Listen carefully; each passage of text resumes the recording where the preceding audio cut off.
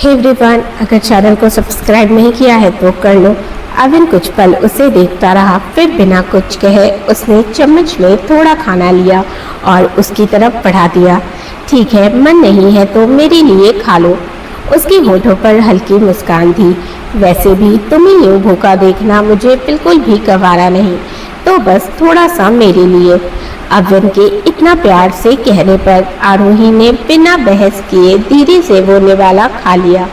अविन की आंखों में हल्की राहत उतर आई। गुड गर्ल, उसने बहुत धीमे से कहा। वो इसी तरह फिर उसे धीरे धीरे खिला रहा था।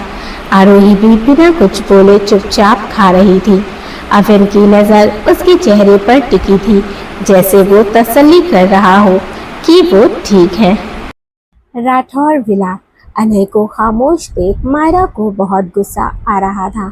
वो अपने गुस्से को कंट्रोल कर अपनी आवाज में मिठास लाती हुई बोली, अनय, तुम्हें पता है ये सारी डेकोरेशन मैंने की है और इसमें तुम्हारे दोस्तों ने मेरी हेल्प की। बहुत वक्त लगा ये सब करने में। मैं चाहती तो स्टाफ से भी करवा सकती थी, बट मैं कुछ तुम्हारे लिए स्पेशल करना चाहती थी। अब देखो, हम दोनों में नहीं बनती, लेकिन मैं सब कुछ सुधारना चाहती हूँ। आफ्टर ऑल, मैं जल्दी तुम्हारी भाभी बनने वाली हूँ, तो इसीलिए मैं बस हमारे रिश्ते को सुधारना चाहती हूँ। तो ये बस उसी की तरफ पहला कदम था। तो बताओ, पसंद आया ना तुम्हें सब? वह छोटी मुस्कुराहट लिए अनय से अपनी तारीफ सुनने का इंतजार करने लगी। अनय बिना किसी एक्सप्रेशन के उसे देख रहा था। उसके दोस्तों का चेहरा थोड़ा मुरझा गया। उन्होंने ही तो पूरी सजावट की थी, जबकि मायरा तो सिर्फ उन्हें इंस्ट्रक्शन दे रही थी। यहाँ तक कि सिया के हाथों में डेकोरेशन के वक्त थोड़ी चोट भी लग गई थी। अब कैसे मायरा उसकी मेहनत का सारा क्रेडिट खुद ले रही थी। अनय को चुप देख राधिका तुरंत बोली, बोलो ना अनय बेटा, अच्छा लगा ना तुम्हें ये सब? मायरा ने बहुत मेहनत की है, घंटों से लगी हुई थी इन सब में। यहाँ तक कि उसने सुबह से कुछ खाया भी नहीं है। जबकि आकाश अपनी पत्नी की बात सुनकर हैरानी से उनके चेहरे को देखने लगते हैं। उन्हें नहीं पता था कि उनकी बीवी इतनी सफाई से झूठ बोलेगी। सुबह से मायरा ने काफी कुछ खाया था और अभी 15 मिनट पहले ही उसने पेट भरकर नूडल्स और पास्ता खाया था। उनकी 15 मिनट पहले ही मायरा से बात हुई थी। उन्होंने मायरा की फिक्र करते हुए कॉल किया था। वो अभी कुछ कहने ही वाले थे कि तभी अनिल विक्रांत का सहारा लिए आगे बढ़ा और एक नजर अपने दोस्तों को देखा, जिनकी हालत कुछ ठीक नहीं लग रही थी। चेहरे पर थकान, बिखरा हुआ हुलिया साफ बता रहा था कि कितनी मेहनत की है उन्होंने। उसने मायरा की ओर देख अपनी ठंडी आवाज में कहा, तुम्हें नहीं लगता मिस ओबरॉय, दूसरों की मेहनत का क्रेडिट खुद लेना ठीक नहीं है? अनय की बातें सुन मायरा की आंखें बड़ी हो गई। क्या मतलब है तुम्हारा? तुम कहना क्या चाहते हो? अनय धीरे से हंसा, बल्कि वो हंसी नॉर्मल नहीं थी, उसमें तंजिया मुस्कुराहट छिपी थी। तुम इतनी भोली तो नहीं जितनी बन रही हो। खैर, मैं सीधे पॉइंट पर आता हूँ। मिस मायरा, ये जो तुमने सारा क्रेडिट खुद लिया है, ये सिर्फ तुम्हारे अकेले के बस की बात तो नहीं थी, क्योंकि तुम पानी का एक ग्लास भी खुद ना उठाओ, ये पूरी डेकोरेशन करोगी? मुझे बेवकूफ समझ रखा है क्या? ये सब मेरे दोस्तों ने मेरे लिए किया है। तुमने क्या किया होगा? ज्यादा से ज्यादा इंस्ट्रक्शन दिए होंगे और कुछ नहीं। तो ये तो इनका प्यार और मेहनत है। उसने अपने दोस्तों की तरफ इशारा किया। तो खुद पूरा क्रेडिट लेकर यूं मेरे सामने महान बनने की कोशिश मत करो। रही बात मुझसे रिश्ता सुधारने की, तो सॉरी, मैं इसमें बिल्कुल भी इंटरेस्टेड नहीं हूँ। तो प्लीज, तुम्हें मेरे लिए ये झूठी मेहनत और दिखावा करने की कोई जरूरत नहीं है। मिस ओबरॉय, अपने काम से काम रखोगी तो बेहतर होगा तुम्हारे लिए। अनय के दोस्तों के चेहरे पर हल्की सी मुस्कुराहट बिखर गई। पिया भी मुस्कुरा रही थी। उन सबको मायरा बिल्कुल पसंद नहीं आई थी। ऊपर से उसका एटीट्यूड और रूड बिहेवियर उन सबको गुस्सा दिला गया था। लेकिन अब अनय ने जब उसकी क्लास लगाई तो उन सबके चेहरे पर मुस्कुराहट बिखर गई। मायरा से अपनी इंसल्ट बर्दाश्त नहीं हुई। उसकी आंखें आग उगलने लगी। वो अनय को घूर रही थी। अनय ने अपने दोस्तों के सामने उसकी अच्छी खासी बेइज्जती जो कर दी थी, उसे इतना गुस्सा आ रहा था इस वक्त कि उसने अपने हाथों की मुट्ठियां बना ली और इतनी जोर से उसे दबाया कि उसके नाखून उसकी हथेलियों में चुभ गए। उसका बस चलता तो वो अभी यहीं खड़े खड़े अनय का गला दबा देती। वो अपनी चलती हुई आंखों से राधिका की ओर देखती है। राधिका उसे कुछ ना करने का इशारा करती है, जिससे मायरा आंखें बंद कर अपने गुस्से को कंट्रोल करने की कोशिश करने लगती है। वहीं विक्रांत, उन्होंने अनय को एक साइड से संभाला हुआ था। उसकी तरफ देखते हुए बोले, अनय, ये क्या बात हुई बेटा? उसने तुम्हारे लिए इतना कुछ किया, इतने दिल से किया, और तुम हो कि कम से कम अप्रिशिएट नहीं कर सकते, तो उसकी इस तरह बेइज्जती तो मत करो। अनय ने अपनी गर्दन घुमा उनकी तरफ देखा। मैंने इतनी भी कोई उसकी बेइज्जती नहीं की डैड। जो मुझे सही लगा वही कहा, और फिर सच ही तो कहा मैंने कि खुद पूरा क्रेडिट मत लो। मेरे दोस्तों ने भी तो इसके साथ डेकोरेशन में हेल्प की थी। विक्रांत सिर हिलाते हैं। हाँ, मैं मानता हूँ इन सब में उन्होंने भी मेहनत की है, पर बेटा उसने भी तो की है ना।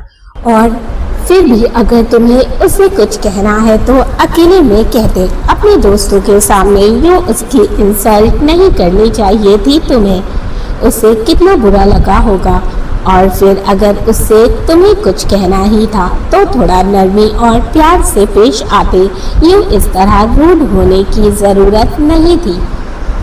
अनय मायरा को घूरते हुए मन में बोला, मेरा जूता भी इस चुड़ैल से नरमी और प्यार से बात ना करे।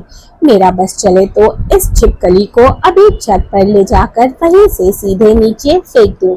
सारा किस्सा ही खत्म हो जाए एक बार में। तभी आरती बीच में आती है। अच्छा विक्रांत जी, बाकी बातें बाद में कीजिएगा, अभी इसे रेस्ट की जरूरत है। आप दोनों प्लीज इसे इसके कमरे में छोड़ आइए। आकाश तुरंत बोले, हाँ भाभी, सही कह रही हैं, अनय को रेस्ट की जरूरत है। विक्रांत धीरे से सिर हिलाते हैं और फिर दोनों उसे लेकर उसके रूम में चले जाते हैं। मायरा अपनी लाल हुई आंखों से अनय की ओर देख रही थी, जो विक्रांत और आकाश का सहारा लिए धीरे धीरे अपने रूम की तरफ जा रहा था। पिया, जिसकी नजर मायरा पर थी, उसे मायरा का यूं अनय को घूरना पसंद नहीं आया। वो थोड़ा आगे बढ़कर उसकी तरफ पीठ कर कर खड़ी हो गई, जिससे वो मायरा और अनय के बीच में एक दीवार बन गई। मायरा को अब पिया की पीठ दिख रही थी, उसे अब अनय नहीं दिख रहा था। वो एक नजर पिया को घूरती है, फिर वहां से खड़े अनय के बाकी दोस्तों को घूर कर देखती है, जो मंद मंद मुस्कुरा रहे थे। वो उन्हें गुस्से से देख पैर पटकते हुए वहां से बाहर की तरफ पड़ जाती है।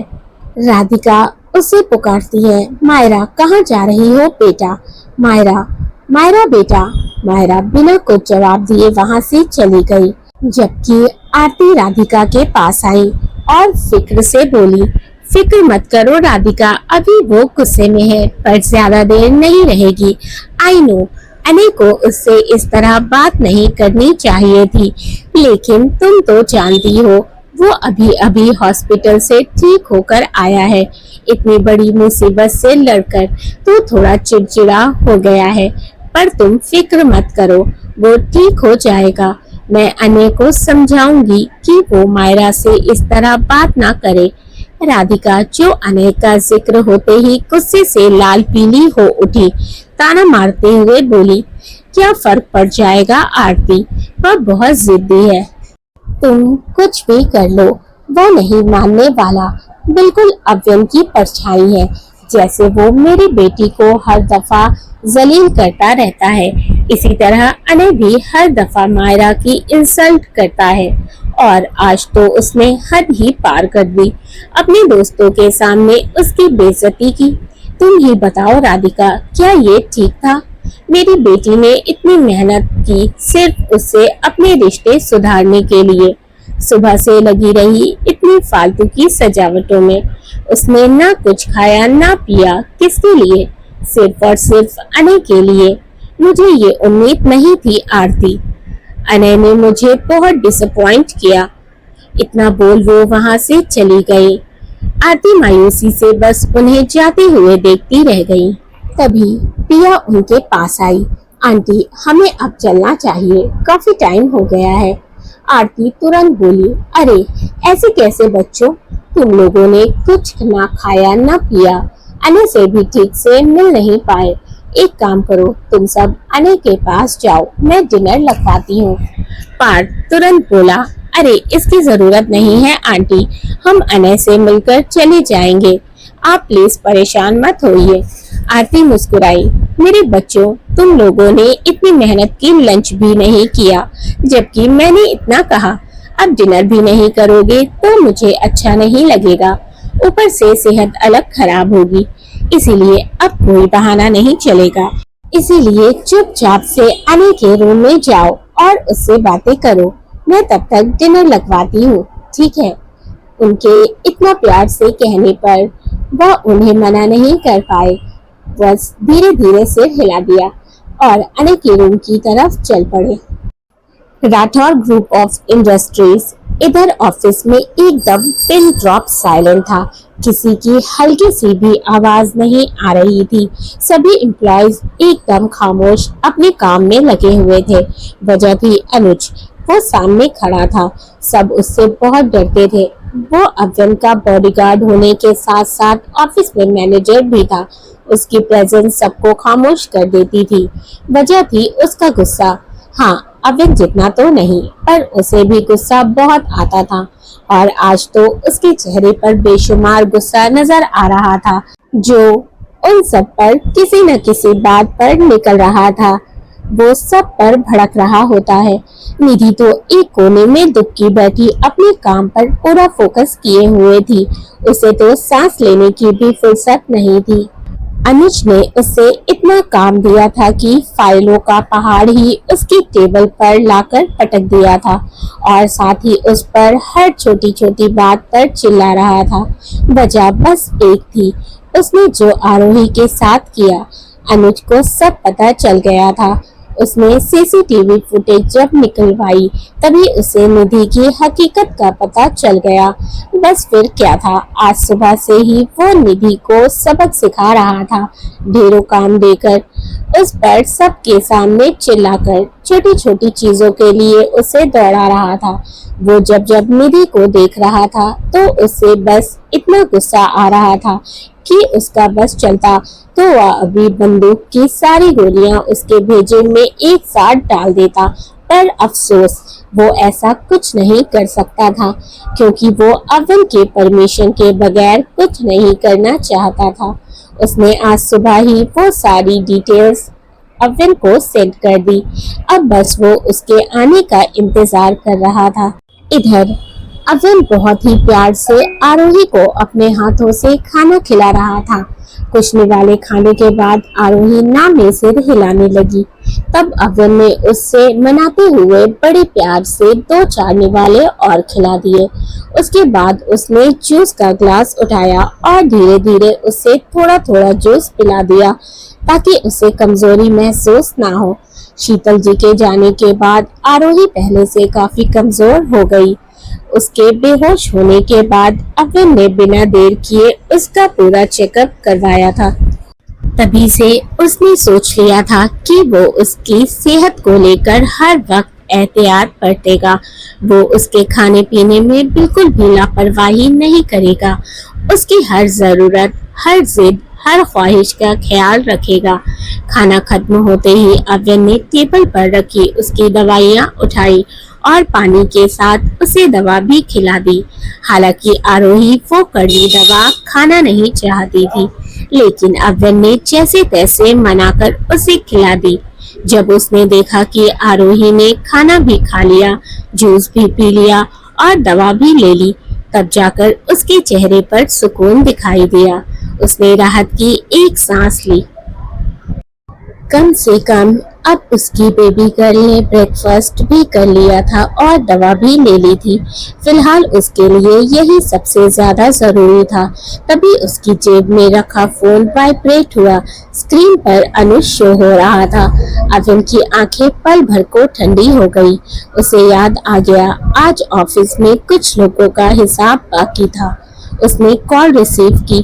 दूसरी तरफ से अनुज की सीरियस आवाज आई, बॉस सब रेडी है, मैंने सारे फुटेज निकाल लिए हैं, वो लड़की भी आ चुकी है। अविन की आंखों में खतरनाक चमक उतर आई। गुड, मैं 1 घंटे में पहुंच रहा हूँ, अनुज ने तुरंत कहा। ओके बॉस, और कॉल कट गई। इधर आरोही अविन को चुपचाप देख रही थी। ऑफिस, उसने धीरे से पूछा। अविन, जिसकी आंखें अभी सख्त हो चुकी थी, आरोही की मौजूदगी से उसकी नजरें पल भर में नर्म हो गई। उसने हाँ में सिर हिलाकर मुस्कुराते हुए उसका सिर सहलाया। आरोही की उंगलियां अनजाने में उसकी कलाई पर कस गई। जाना जरूरी है, उसने ये इतनी मासूमियत से कहा कि अविन को उस पर बेतहाशा प्यार आया। उसका दिल किया कि वो सच में आज ऑफिस ना जाए, बस उससे खूब सारा प्यार करे। लेकिन जाना भी जरूरी था, क्योंकि उसे अपनी बेबी गर्ल को रुलाने वालों का हिसाब भी तो पूरा करना था। जब तक वो उन लोगों का हिसाब पूरा नहीं कर देता, तब तक उसे चैन नहीं मिलने वाला था। उसने बिना कुछ बोले आरोही की कुर्सी खींची और उसे बेहद एहतियात से उठाकर अपनी गोद में बिठा लिया। आरोही ने गिरने के डर से तुरंत अपने हाथ उसकी गर्दन में लपेट दिए। उसकी आंखें अविन की आंखों से जा मिली। उसका दिल बेतहाशा धड़कने लगा। अविन ने उसे अपनी गोद में थोड़ा और करीब कर लिया। उसका एक हाथ आरोही की कमर पर था, जिसे उसने उसे बेहद एहतियात से संभाला हुआ था, और उसका दूसरा हाथ आरोही के बालों को बहुत प्यार से सहला रहा था। आरोही को इस तरह डरता देख अविन ने उससे बेहद प्यार से पूछा, इतना डर क्यों रही हो बेबी गर्ल? उसकी आवाज बेहद धीमी थी, लेकिन आरोही ने कुछ नहीं कहा। बस उसकी आंखें चुपचाप अविन के चेहरे पर टिकी रहीं। अविन के ऑफिस जाने की बात सुनकर उसके दिल में बेचैनी हो रही थी। मैं जल्दी वापस आ जाऊंगा, अविन ने उसके माथे पर गिरी जुल्फों को आहिस्ता से पीछे करते हुए कहा। क्या आप सच कह रहे हैं? आरोही ने धीरे से कहा। उसकी आवाज में बच्चों जैसी मासूमियत थी। अविन हल्का सा मुस्कुराया। बिल्कुल सच। आरोही, झूठ तो नहीं बोल रहे? अब की बार आरोही ने थोड़ा सा मुंह फुला लिया। उसकी बात सुन अविन की हंसी निकल गई। तुम मुझे कब से झूठा समझने लगी बेबी गर्ल? आरोही ने तुरंत नजरें फेर ली। पता नहीं। अविन ने उसकी ठुड्डी पकड़कर उसका चेहरा फिर अपनी तरफ कर लिया। देखो मेरी तरफ। इस बार अविन के शब्दों में ऑर्डर था। आरोही की पलकें हल्का सा कांपने लग गई। उसने नजर उठाकर उसकी आंखों में देखा। मैं बस थोड़ा सा काम निपटाकर वापस आ जाऊंगा बेबी गर्ल, और जब तक मैं वापस नहीं आता तुम आराम करोगी, रोगी तो बिल्कुल भी नहीं, समझी? आरोही ने धीरे से सिर हिला दिया। अविन ने आगे बढ़कर उसके हाथों को अपने हाथों में लेकर कहा, और अगर मैंने वापस आकर सुना कि तुम फिर से रोई हो तो? वह रुक गया। आरोही उसे देखने लगी तो अविन उसकी नाक पकड़कर हल्का सा हिलाते हुए बोला, तो फिर मुझे बहुत गुस्सा आएगा। आरोही, आपको तो हर बात पर गुस्सा आ जाता है। वह बुदबुदाई। अच्छा जी, और फिर भी तुम मुझसे डरती नहीं हो? इस बार आरोही के होठों पर हल्की सी मुस्कान बिखर गई। इतने घंटों बाद उसकी प्यारी सी मुस्कुराहट देख अविन का दिल जैसे पिघल गया। कुछ पल तक वो आरोही को बस देखता ही रहा। फिर उसने आगे बढ़कर बहुत प्यार से उसके माथे को चूम लिया। मैं जल्दी वापस आऊंगा my baby girl, I promise. Aarohi का दिल फिर से तेज धड़कने लगा। उसने धीरे से अपना सिर अविन के सीने पर टिका दिया। जल्दी आइएगा। उसकी आवाज इतनी धीमी थी लेकिन अविन के कानों तक पहुंच गई। उसने अपनी बाहें उसके चारों तरफ कस दी। जरूर आऊंगा।